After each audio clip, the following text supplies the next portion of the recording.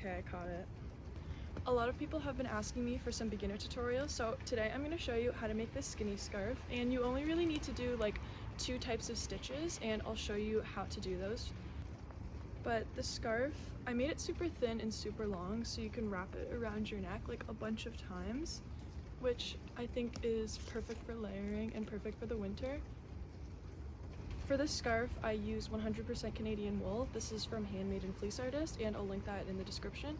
Same with this. I can't remember the brand specifically, but I'll link something similar. It's, I think, a combination of wool and mohair, so it's super soft, and by combining them together and crocheting as if it's one yarn, it kind of gives it this fluffy texture.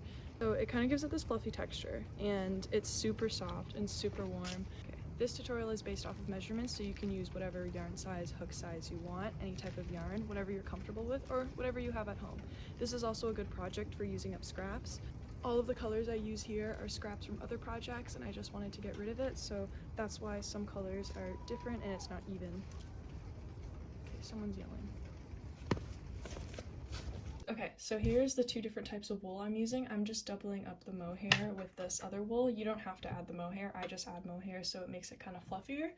And I have a measuring tape to measure things, and I'm using a 4mm crochet hook, but you can use any size hook and any size wool. It's really up to you. We're just basing everything off of measurements. We're starting off with a foundation half double crochet stitch. To do that, we'll start with a slip knot. Hey, this is future me here to explain how to do a slip knot and to chain. So you have your yarn here, loop it over so you end up with a loop. I just think of like a cursive E is what you're basically making. So loop your yarn over so you have that little loop, and then you're going to reach through that little loop and grab some of the yarn from here and then pull. And then that gives you a slip knot that you can then adjust around your hook by going like that. So I'll show you that again. So let's do this again. Cursive E, put your fingers into the loop and pull through some yarn like that. And then from there, you can pull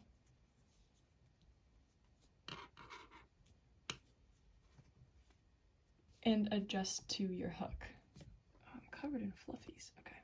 Cursive E, reach through, pull the yarn, then adjust around your hook.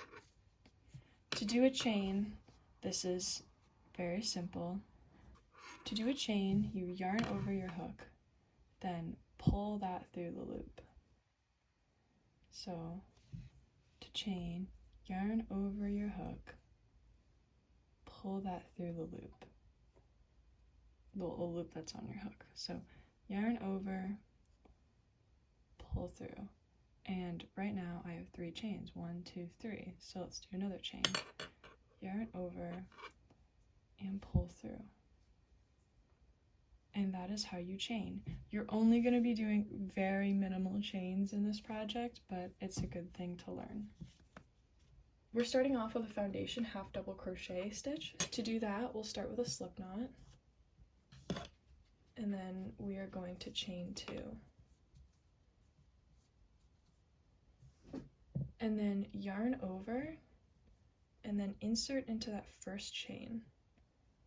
And then we're going to yarn over, pull through, yarn over, pull through the first one, and then yarn over and pull through all 3. So then we have our first one. So yarn over, insert into that, see that kind of chain we created here? Not chain, but that stitch. Then we're going to yarn over, pull through that first stitch, yarn over, pull through that one loop, and then yarn over and pull through all 3 loops. And it kind of just builds this like nice chunky kind of foundation where we don't have to, you know, use a chain stitch, and then it kind of changes the shape of your project. So we're going to do this for a very long time, so get used to the stitch. So we're going to yarn over, insert into that last stitch, yarn over, pull through, yarn over, pull through that first one, yarn over again and pull through all 3. And then we're just going to continue. So yarn over, insert into that last stitch we just made, yarn over, pull through, yarn over, pull through the first stitch, and then yarn over and pull through all three. So you're just going to want to continue this for as long as you want, essentially.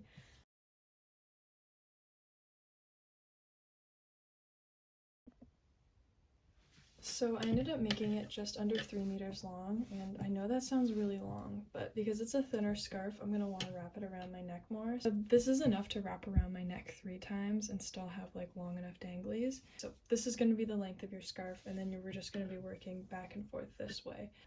So from here, we're not going to have to do this weird stitch anymore. We're just going to do a half double crochet, and we're going to do a half double crochet all the way back in like all of these stitches. So to do a half double crochet at the end, we are going to chain 1, then we are going to yarn over, insert into that stitch, yarn over, pull through. So we have 3. Yarn over, pull through. So yarn over, insert into the next stitch, yarn over, pull through, yarn over, pull through. So yarn over, insert into the next stitch, yarn over, pull through, yarn over, pull through those 3. So yarn over, insert into the next stitch, yarn over, pull through, yarn over, pull through all 3 of those loops. So yarn over, next stitch, yarn over, pull through, yarn over, pull through all 3 stitches.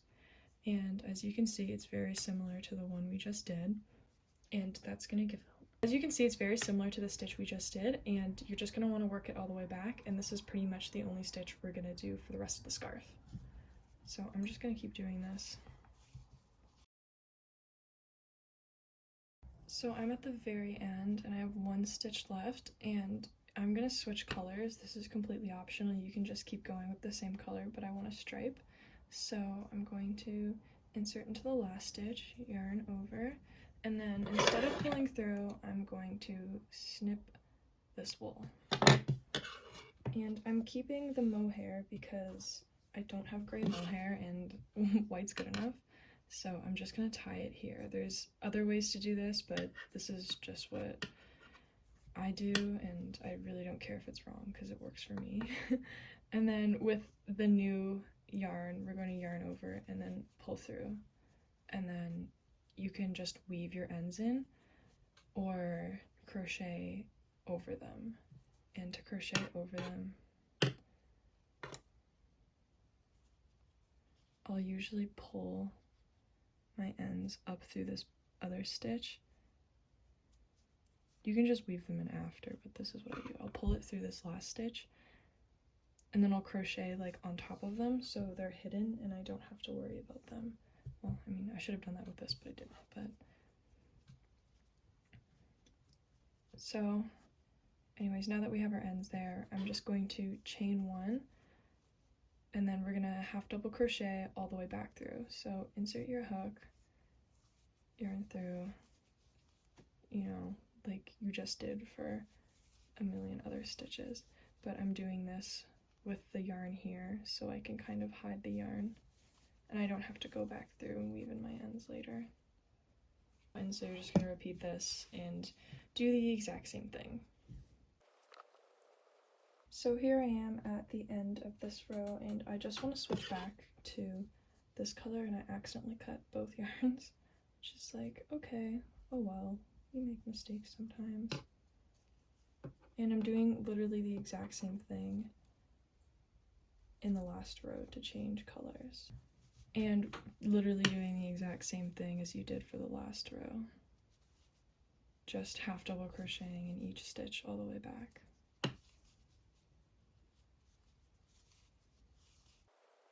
This is where I'm at right now, and I want to switch colors again, but I'm switching my mohair as well.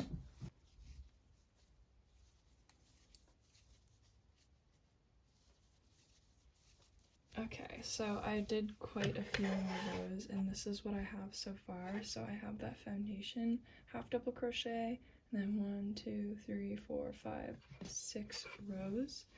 And I'm just gonna do the very last stitch and snip my yarn, pull through, and then I'm gonna weave in my end.